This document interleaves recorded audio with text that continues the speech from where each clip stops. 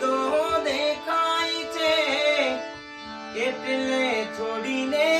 બીજા ઘેર જાય છે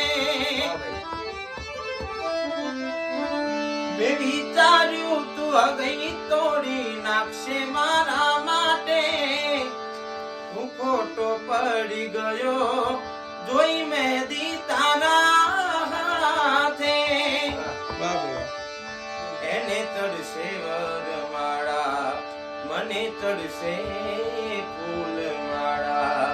મને નથી સમજાતો કેમ થયા